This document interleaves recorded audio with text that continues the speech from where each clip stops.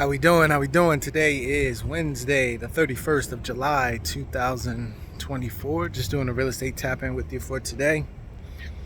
So it looks like a rate cut is coming. That's kind of like what has been dominating the news, and just how will that affect the real estate market?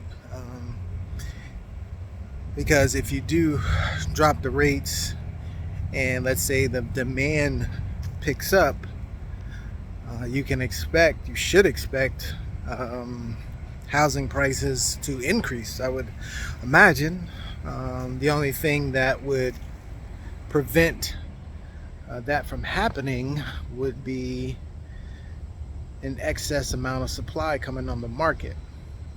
Now, we have seen supply go up, but we haven't seen the excessive amount of people putting their house on the market.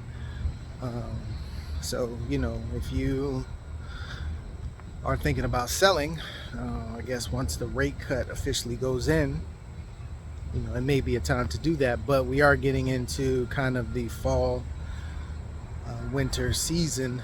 By the time things close, it'll probably be September, October, going into the winter months. So it's going to be interesting to see what happens when the Fed drops the rate, and then obviously we'll probably see mortgage rates come down.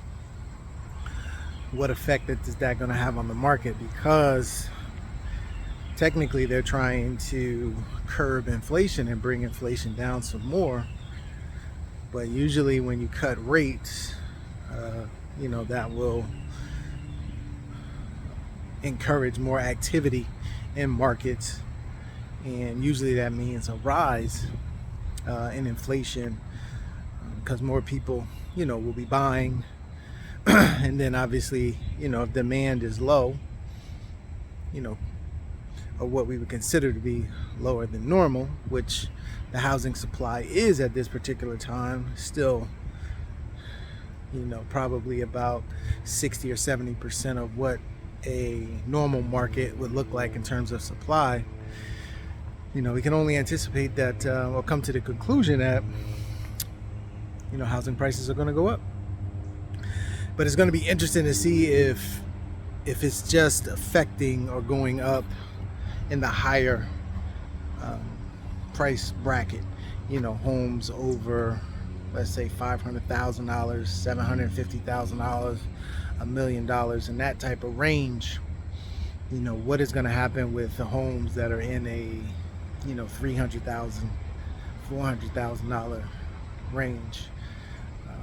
Because right now, a lot of the sales that are going on are for the more expensive properties, because obviously those people can afford to purchase $1 million plus home. So it's going to be interesting to see how it plays out, but we'll just have to keep our eye on it. I just did a video recently. Go to my YouTube channel, Abundant Capital Group. Go to the playlist Seller Financing and Real Estate Notes. Last night we talked about the pros and the cons. You can go back and watch that. It's about 30 minutes, not too long. Kind of goes into some of the advantages and disadvantages of selling with seller financing. So you, depending on your situation, you want to look at the pros and cons. And most of the cons weren't really cons. They were things that you can do to kind of assist you in preventing something going wrong with a lot of the cons. If it is structured correctly, done with the right people, some of the cons really aren't that big of a deal.